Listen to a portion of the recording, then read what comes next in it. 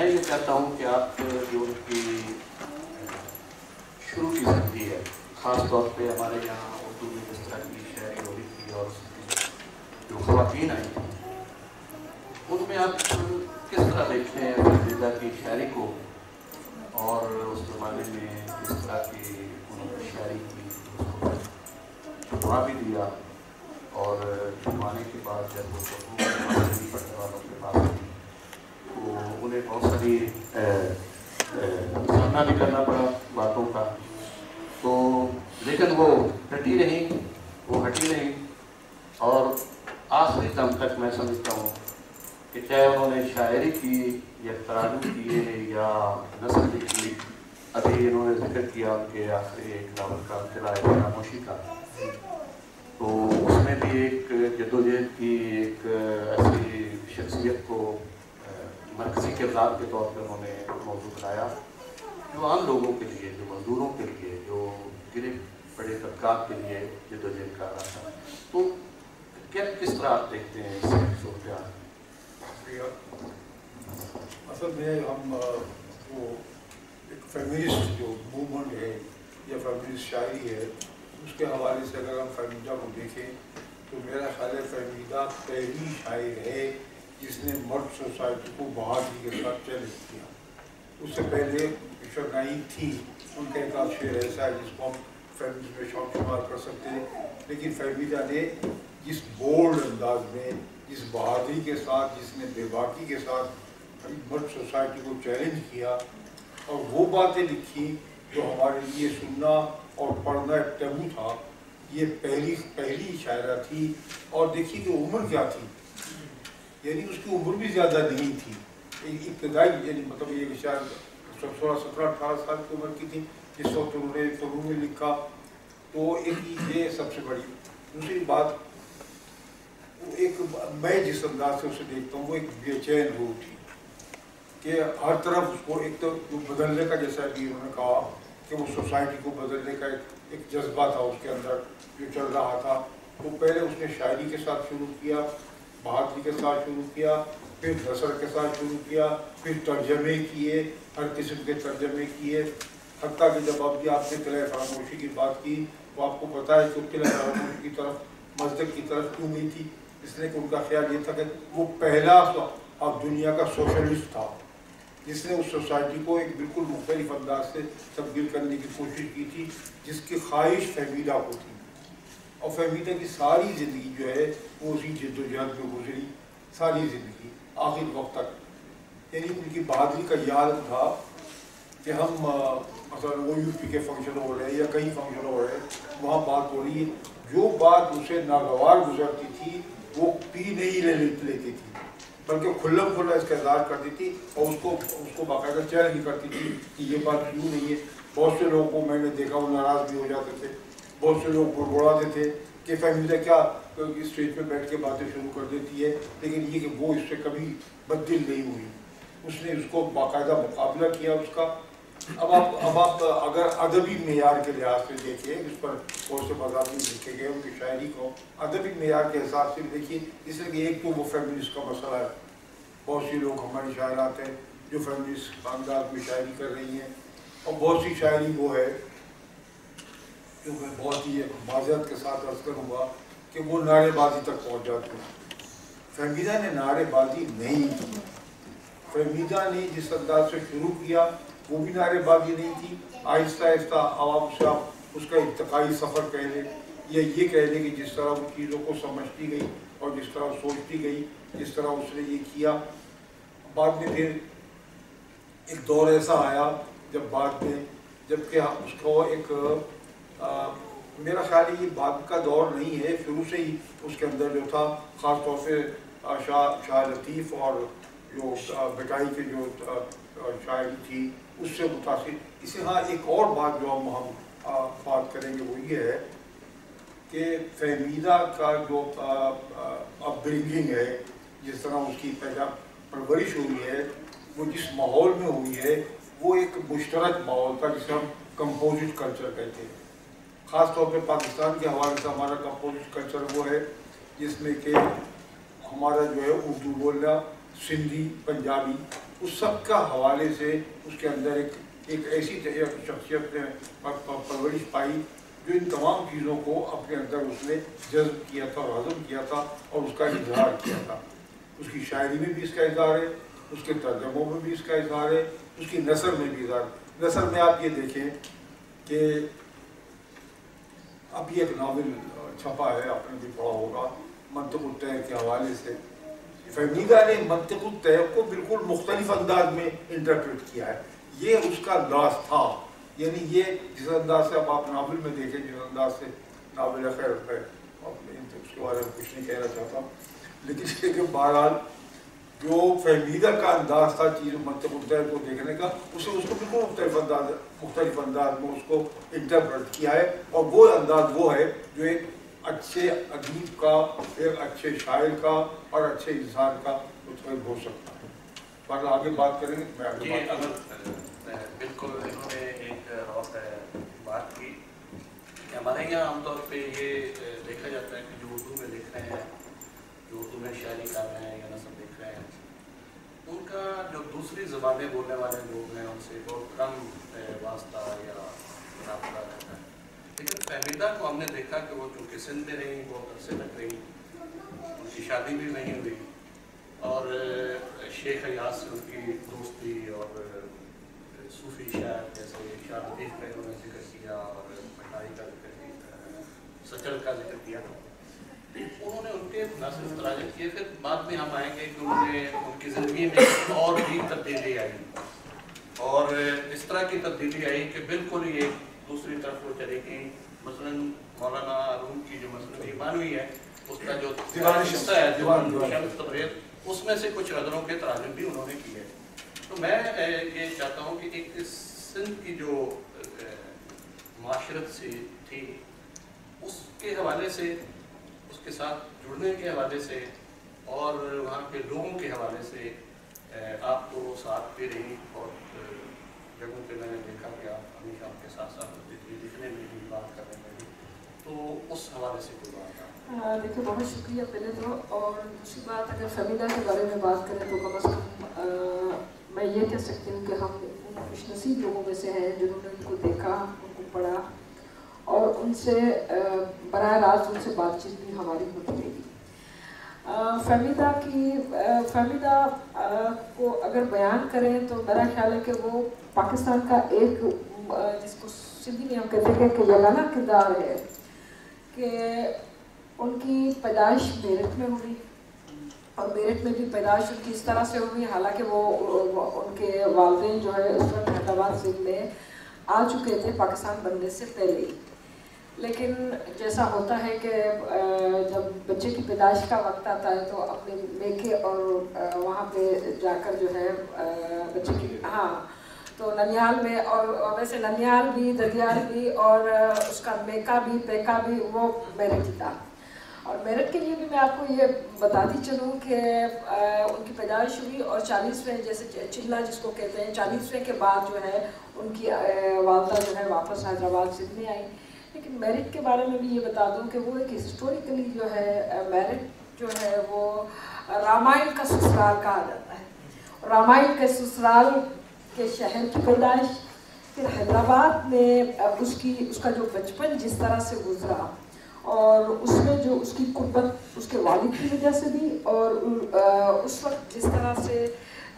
سندھ کا جو ویسے ایک پلورلسٹک جو مزاج تھا, اس میں بالکل گھل مل جانا, اور سندھی زبان اس کے لیے اجنبی نہیں تھی. اسی طرح ہندی زبان اس کے لیے اجنبی نہیں تھی, اردو ان کی اپنی زبان تھی. پھر آگے جا کر دیکھتے ہیں کہ چونکہ ان کی والدہ, ان کے والد, اور یہ فارسی بھی ان کے اپنے گھر کی زبان رہی. پھر انگریزی اگر ہم دیکھتے ہیں تو پھر آ کر دیکھتے ہیں کہ انگریزی بھی ان کی تعلیم کی جیسے زبان رہی. تو یہ جو ان کو ایک دسترس تھی سب زبانوں کے اندر, وہ صرف زبان نہیں ہوتی. میں یہ سمجھتی ہوں کہ کوئی بھی کریٹیو رائٹر ہے, وہ شاعر ہے یا وہ نثر نگار ہے, وہ ناولسٹ ہے, تو ان کی مختلف زبانوں پر اگر وہ جانتے ہیں تو وہ صرف زبانوں کی دسترس نہیں ہوتی, وہ ایک تہذیبوں کی اندرونی اس کے جو ہے اس کی جو اساسی روایات ہوتی ہے اس کے ساتھ بھی وہ جڑتے ہیں. تو اگر فہمیدہ کو آپ بیان کریں گے تو فہمیدہ صرف اردو کی آپ کو صرف ایک اس کی نہیں لگے گی، تو آپ کو مختلف تہذیبوں کا امتزاج اس کی پوری اس کی جو کریٹو رائٹنگ ہیں اس کے اندر ملے گا۔ فہمیدہ ہندی کے ساتھ جڑی ہوئی ہے، آپ گوداوری پڑھیں تو آپ کو بالکل وہ لگے گا۔ پھر اس نے ایک اور اچھی جو کم از کم میں یہ کہتی ہوں کہ ان کی جب آپ شاعری پڑھتے ہیں تو ان کے اندر جو شاعری کی روایات سے لے کر الفاظ تک جو ہے انہوں نے ہندی سے بھی لیے ہیں، سندھی سے بھی لیے ہیں اور مختلف زبانوں سے لیا اور اس کو ایز اٹ از رکھا ہے۔ مثال کے طور پر جب انہوں نے شیخ ایاز کا ترجمہ کیا اور اس ترجمے میں ہم دیکھتے ہیں کہ اس ترجمے میں کچھ لفظ ایسے ہیں جس کو اس نے ٹرانسلیٹ کرنے کی ضرورت نہیں محسوس کی اور انہوں نے اس کو انٹروڈیوس کرایا اس کے اردو کے اندر۔ مثال کے طور پر ایک لفظ ہے منیار، ایک لفظ ہے سرجن ہار، اس نے کہا سرجن دا کریٹر، پھر ایک لفظ ہے جو ہے سروان، تو انہوں نے وہی مطلب رہبر، انہوں نے وہی لفظ جو ہے استعمال کیے۔ اور پھر ایک پرندے کا نام ہے کنچی، تو یہ سارا جب اس نے ٹرانسلیشن بھی کیا، تراجم بھی کیے، تو انہوں نے اپنی مطلب وہ تہذیبوں کے اس سنگم کے احساس کو اور ان کی تہذیبی روایات کو سامنے رکھتے ہوئے ان کا ایک جو ہے انہوں نے پیش کیا۔ پھر اس میں آپ رومی کے اندر آپ یہ جو آخری جو ان کے فارسی کا جو ترجمہ ہے اس میں بھی جو ہے کچھ الفاظ فارسی کے انہوں نے ٹرانسلیٹ کرنے کی اس کو ضرورت بھی اس نے محسوس نہیں کی اور ان کو ایسا ہی رہنے دیا۔ تو کہہ سکتے ہیں، لیکن جو اس کی شعوری جو اس کی جس طرح سے کہتے ہیں کہ وہ ارتقاء ہوئی ہے تو وہ حیدرآباد کے ماحول سے اس طرح سے ہوئی کہ سیاسی ہلچل کے حوالے سے، پھر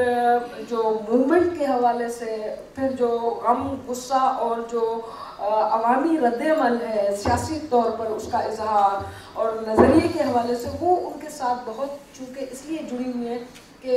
اس وقت 1 یونٹ کے خلاف جو ہے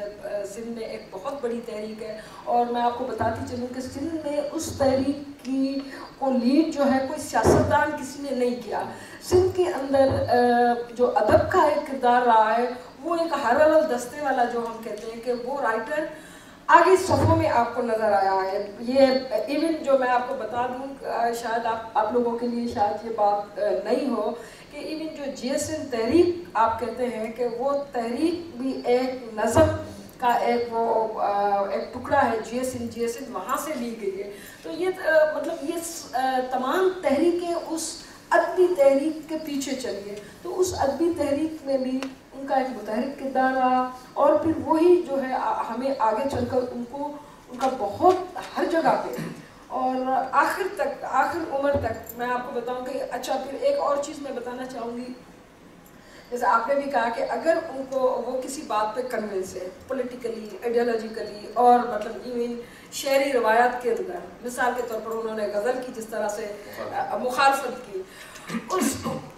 بہت کم رائٹر اور انٹلیکچوئلس، کیونکہ میں ان کو صرف جو ہے رائٹر کی حیثیت سے نہیں، ان کا ایک انٹلیکچوئل ایک ہائٹ ہے، ان کی ایک دانشورانہ ایک اس کی اپنا رتبہ ہے، تو بہت کم جو ہے دانشور اور رائٹر ایسے ہوتے ہیں جو پاپولر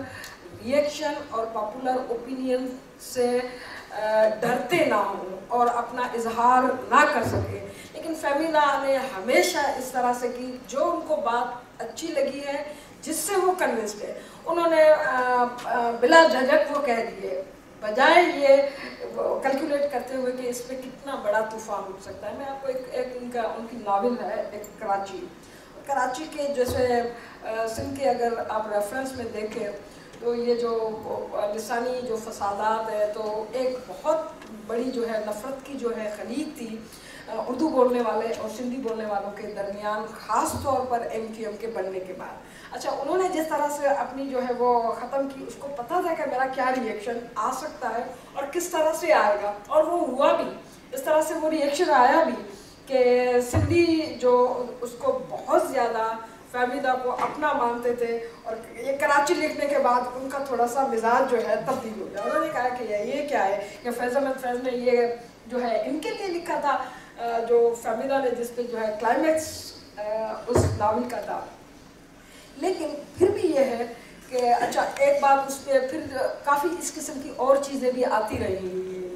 जिनमें उन्होंने पॉपुलर जो है ओपिनियन की परवाह किए बगैर उन्होंने लाजवाब वो बातें कही हैं।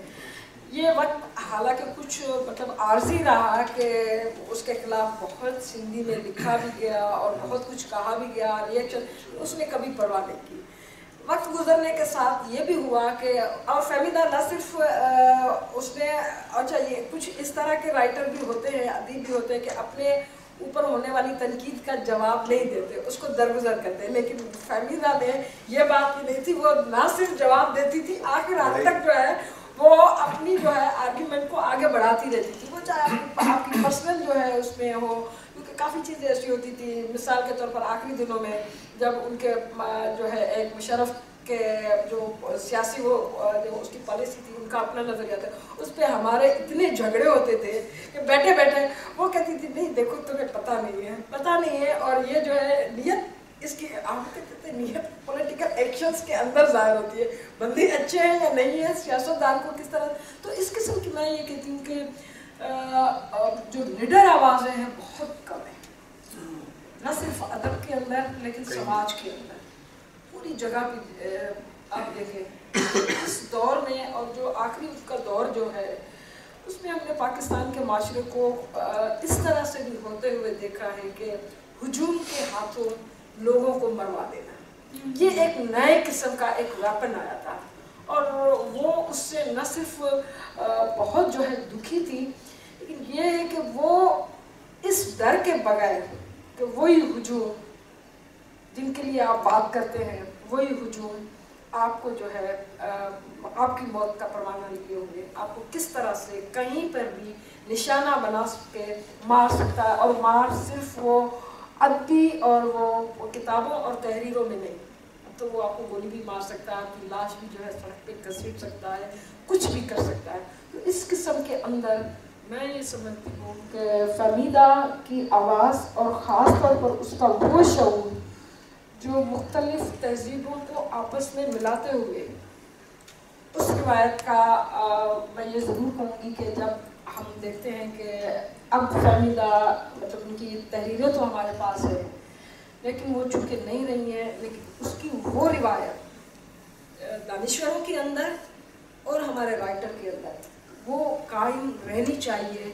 कि ताकि हम भी खुलकर इस तरह से बात कर सकें कि लोग नाराज़ होंगे, हमारा हल्का हमसे नाराज़ होगा, हमारे दोस्त हमसे नाराज़ होंगे, जिस बात पे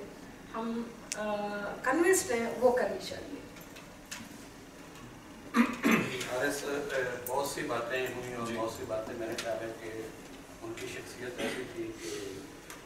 बेशुमार काम उन्होंने किए। मतलब मुझे अभी याद आ रहा था कि उन्होंने आखिरी बरसों में एक इदारा बनाया वादा किताब करके नाम से, NGO थी, लेकिन उसके ज़रिए उन्होंने उसको भी एक इतनी ज़बरदस्त किताबें छापी उसमें बलोची ख़वातीन के हवाले से, बलोची ख़वातीन लिखने वालियों के हवाले से और सिंधी ख़वातीन के हवाले से। तो आप जब उनसे मिलते थे तो बड़ी महबूब शख्सियत, बड़ी नर्म व नाजुक, बहुत ही आहिस्तगी से गुफ्तगू करने वाली और ख़राब, लेकिन उनकी जो शायरी के अंदर और उनकी नस्ल के अंदर जो एक चीज़ है, ये आप क्या समझते हैं कि ये हमारी माशरे की वजह से थी या जो कुछ हो रहा था उसको वो नहीं देख सकती थी उस हवाले से था, यानी शख्सियत बिल्कुल मुख्तलिफ और जो उनकी चीज़ें हैं, या आप समझते हैं कि एक लिखने वाले को होना ही ऐसा चाहिए? बहुत बहुत शुक्रिया साहिब, मेरा गला थोड़ा सा ख़राब है, मौसम चूँकि बदल रहा है तो कल मैंने वो ठंडा पानी बहुत पी लिया। तो लेकिन मैं आपने जो नहीं, वैसे भी मगरिब के बाद शुरफा से गर्म चीज़ों को इस वक्त, लेकिन जो गुजारिश है वो बड़ी बहुत संजीदा फहमीदा के बारे में गुफ्तगू हुई है। फहमीदा एक इंतहाई दिलचस्प शख्सियत और ये बिल्कुल समझना गलत है कि कोई एक संजीदा सी, वीरता ने कहा बिल्कुल ठीक, इमोशनल थी, बहुत रोना और सारा कुछ, लेकिन एक इंतहाई दिलचस्प शख्सियत थी और मावरात थी बहुत सारी बातों से। मैं आपको 2-3 उनके दिलचस्प वाक़यात सुनाता हूँ। चूँकि वो इस्लामाबाद हमारे पास रहती थी, एक उनके चचा वहाँ रहते हैं, छोटे चचा वसीम दुबैरी साहब, जो ज़रा उनका घर ज़रा सा दूर है, فارم ہاؤس ہے ان کا کافی شہر سے, اور ہم ذرا شہر کے وسط میں رہتے ہیں, تو ہمارے پاس کافی ٹھہرتے ہیں. اور ایک میری ایک چھوٹی سی ایک اسٹڈی ہے, اور اس میں ایک کرسی ہے, اور اس کرسی پہ وہ لاؤنجر ٹائپ کی, یعنی کوئی آرام کرسی, تو اس میں بیٹھ کے انہوں نے کافی چیزیں لکھی ہوئی ہیں, کیونکہ کئی ہفتے وہ رہا کرتی تھیں. تو قلعہ فراموشی کا ایک بڑا حصہ,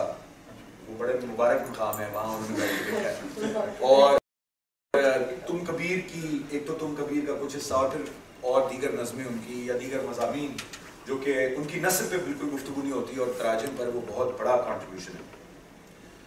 تو وہ دلچسپ, میں اس طرح سے آپ کو بتا رہا ہوں کہ چونکہ میں ایک دفتر میں کام کرتا تھا وہاں, اور ایس پی او کا دفتر تھا, اور اس میں ایک F10 جو لوگ واقف ہیں اسلام آباد سے, اس میں گھر تھا بڑا سا, اس میں اوپر میرا کمرہ تھا. تو ایک دن میں آیا اپنے صبح, تو یہ میں نے دیکھا کہ مجھے 2 پیر نظر آ رہے ہیں زمین پہ. انٹر ہوتے ہیں کمرے میں تو میز ایسے, تو وہاں کوئی لیٹا ہوا ہے. تو میں گیا تو فیملی بہت ارلی مارننگ فلائٹ سے آ گئی تھیں, اور وہ سو رہی تھیں وہاں زمین پہ. تو میں نے ان سے کہا کہ بھائی آپ گھر, یعنی کہنے لگی نہیں, میں نے کہا میٹنگ سے, کہنے لگی نہیں میں ابھی کچھ دیر یہیں سوتی ہوں, کمرے میں درد تھا تو میں یہ فلیٹ زمین پہ, تو تم اپنی میٹنگز یہیں کرتے رہو, کوئی بات نہیں. تو اچھا, پھر وہ اس کے ایک اور دفعہ وہ آئیں دفتر, اور ایک بڑی میٹنگ تھی, اور اتفاق سے میں اس دفتر کا مطلب سربراہ تھا. تو ایک میٹنگ تھی جس میں بہت سارے سینئر مینیجرز اور ہمارے کوئی بورڈ کے لوگ بیٹھے ہوئے تھے. تو فہمیدہ انٹرویو میں کہنے لگی ارے خرگوش تم ان سب کو بیوقوف بنا رہے ہو. وہ جو ایک سنجیدہ میٹنگ تھی وہ بالکل وہ زعفران زار ہو گئی محفل, لیکن اس لمحے جو میری کیفیت تھی تو خیر. اس کے بعد ان کو کچھ ایک مرتبہ ان کا وہ, کیونکہ وہ ڈائبٹیز تھی انہیں, تو ان کی شوگر ذرا کافی بڑی ہوئی تھی. تو ہمارا جو کک ہیں, میں نے ان سے کہا کہ یہ اصرار کرتی ہیں چاول کھانے پہ, ان کو چاول بہت پسند ہے, تو یہ چاول نہ پکانا. وہ اتنا مجھ سے ناراض ہوئی, انہوں نے اتنا ہنگامہ کیا. رات کو 2 بجے میں اٹھا تو دیکھا کہ وہ کچن میں انہوں نے چاول پکایا. تو فہمیدہ کی اتنی, اور ایک طرح سے آپ جو کہہ رہے ہیں کہ ان کی میرا خیال ہے کہ میں آپ سے اختلاف کی تھوڑی سی جسارت کروں گا, ان کا شعر اور ان کی شخصیت بالکل ہم آہنگ ہے, بالکل ایک ہے, انتہائی, یعنی اس میں لحاظ بھی ہے اور بے باکی بھی ہے. یعنی یہ بات بڑی امپورٹنٹ ہے کہ وہ جو ایک توازن ہوتا ہے کہ ان پہ انسانیت کا ایک بے انتہا لحاظ ہے, جو پہلے بھی بات ہوئی, انسان دوستی, درد مندی, گداز, خودداری, یہ سب باتیں اپنی جگہ, لیکن ان کے اندر بہت زیادہ جو ہے, چونکہ ایک بے باکی اور نڈر پن ہے, خوف نہیں ہے کوئی, وہ آپ کو ان کے شعر میں نظر آتا ہے. دوسری بات یہ کہ ان کو لوگ یہاں پر جو آپ نے شاعری اور اس کے حوالے سے, انہوں نے ایک بات کی جو مجھے بھی کہنی تھی کہ وہ کئی 4 زبانوں پر تو انہیں مکمل عبور تھا, یعنی انگریزی بھی وہ ویسی جانتی تھی. اور میرا خیال ہے کہ یہ یہاں ضیاء صاحب بیٹھے ہیں اور پڑھے لکھے لوگ یہاں محفل میں ہیں. اقبال اور قرۃ العین حیدر نے کام اردو کے شاعروں اور ادیبوں کے ساتھ یہ کیا ہے کہ انہوں نے ایروڈیشن کو کمپلسری کر دیا ہے, یعنی تبحر علمی جو ہے اس کو کمپلسری کر دیا ہے کسی بھی اہم لکھنے والے کے. اب آپ بڑا کام نہیں کر سکتے شعر میں, یعنی اقبال سے میری جو فہمیدہ سے لڑائی ہوتی تھی اس میں بعد میں اقبال کے بارے میں, لیکن وہ علمیت اتنی زیادہ ہے, یعنی آپ کے وہ کلام میں بے شک علمیت نہ ہو, فن کے اور تقاضے ہوتے ہیں, جمالیات کے تقاضے اور ہوتے ہیں, لیکن جو ایک سینسیبلٹی ہے اور جو ایک علم سے جو ایک گہرائی پیدا ہوتی ہے, ایکسپینس, گہرائی پیدا ہوتی ہے اور گہرائی پیدا ہوتی ہے, تو آپ یہ دیکھیے کہ فہمیدہ اس پہ بالکل قائم اور پوری اترتی ہے. یعنی وہ بے انتہا پڑھی لکھی خاتون ہے, اور یہ بہت امپورٹنٹ ہے, اسی لیے وہ اتنی عام شاعر ہیں. اور یہ شاید دیگر زبانوں میں, مغرب کی زبانوں میں یا عربی میں یا اور زبانوں میں, فارسی میں تو شاید یہ روایت رہی ہو, لیکن معذرت کے ساتھ ہماری زبانوں میں شاعروں و ادیبوں کا زیادہ باعلم ہونا کوئی بہت ضروری نہیں تھا, معذرت کے ساتھ. مایوب تو نہیں سمجھاتا, لیکن یعنی آپ اگر دیکھیں پہلے وہ اس طرح کا ان کا دیگر علوم سے ان کو دلچسپی نہیں ہوتی. مثال کے طور پر ہمارے جو کچھ بزرگ شعراء ہیں ان کو آرٹ سے کوئی دلچسپی نہیں ہے, یا بزرگ ہمارے جو کہانی لکھنے والے ہیں ان کو دیگر علوم سے کوئی دلچسپی نہیں ہے، ان کو سماجیات سے دلچسپی نہیں ہے، معاشیات سے دلچسپی نہیں ہے. فہمیدہ کیا ایسا کچھ نہیں ہے. تمام علوم متداولہ سے ایک مس رکھنا، ایک دلچسپی رکھنا، ان میں کیا ہو رہا ہے یہ سمجھنا، تو وہ ریفلیکٹ ہوتا ہے ان کے کلام میں. اور انہیں فروغات سے بھی لوگ ملاتے ہیں. میں نہیں سمجھ، میرا خیال ہے کہ وہ ہماری روایت میں قرۃ العین طاہرہ ہیں، اس لیے کہ قرۃ العین طاہرہ سے پہلے کوئی نہیں ہے. قرۃ العین فہمیدہ سے بھی پہلے نہیں ہے کوئی اردو میں. اور اردو کیا پاکستان کی اور یا بر صغیر کی جو دیگر زبانیں ہیں ان میں بھی، چونکہ جس سطح کی وہ شاعرہ ہیں اس میں معذرت کے ساتھ کوئی اور شاعرہ میں اس لیے کہہ رہا ہوں کیونکہ آپ نے فیمنزم کا حوالہ دیا، ورنہ جو شاعر جو ہیں تمام ان میں یعنی جب فہمیدہ گزری ہیں تو اس وقت وہ اردو کی سب سے بڑی شاعر یعنی اس میں کوئی شک نہیں. تو یہ سمجھنا چاہیے اور اس کا بھی برملا اظہار کرنا چاہیے. یہ درمیان کی باتیں کہ جی ہاں وہ بھی ہیں اور وہ بھی ہیں، ایسا نہیں ہے. کیونکہ فہمیدہ کا کلام پورا اگر آپ اسے پڑھیں تو وہ جمالیات کے تقاضوں پر اسی طرح سے پورا اترتا ہے. اور بالکل اشتراکی سوچ ہے ان کی. وہ بھی انسانی حقوق کے چکر میں اس کو لپیٹ کے بیان نہیں کرنا چاہیے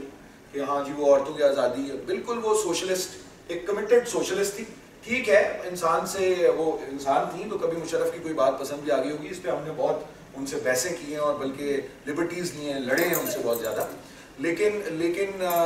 چونکہ تھک بھی جاتا ہے. آپ ضیاء الحق کو جن لوگوں نے بھگتا ہے ان کا یہاں اب جو یہ ملینیل ہماری پوری نسل ہے اس کو اندازہ نہیں ہے. تو انسان تھکتا ہے، مطلب پھر دیکھتا ہے کہ یار یہ جنرل آ گیا، مطلب 2 ہاتھوں میں کتے چپ کے تصویر کھنچوا رہا ہے، تو وہ کہتے ہیں کہ یار شاید کچھ کیونکہ دیکھیے ہمارے ہاں مسئلہ صرف جمہوریت کا نہیں ہے، مسئلہ روشن خیالی اور خرد افروزی کا بھی اتنا ہی زیادہ ہے. تو ہمارے ہاں تو جو ڈکٹیٹرشپس تھیں پہلے وہ اتنی زیادہ کنزرویٹیو آرتھوڈاکس ڈکٹیٹرشپس تھیں کہ ایک تھکتا ہے آدمی. مطلب ایک آپ دیکھیں نا کہتے ہیں، اور امید اور رجائیت تو ان میں بہت تھی نا. آپٹیمزم تو مطلب ہے کہ انکوریجبل آپٹیمسٹ تھی. تو ان کو لگتا تھا کہ شاید ابھی کوئی ٹھیک ہو جائے، حالانکہ پاکستان میں شارٹ رن میں کچھ نہیں ٹھیک ہونے والا، لیکن انہیں یہ محسوس ہوتا تھا. تو یہ باتیں ہیں ان کا جو قد ہے وہ بہت بلند ہے، اور اس کی وجہ ان کی کئی زبانوں پر عبور ہونا، علم حاصل، مسلسل پڑھتے رہنا. فہمیدہ خالی بیٹھنے کا کوئی تصور نہیں تھا.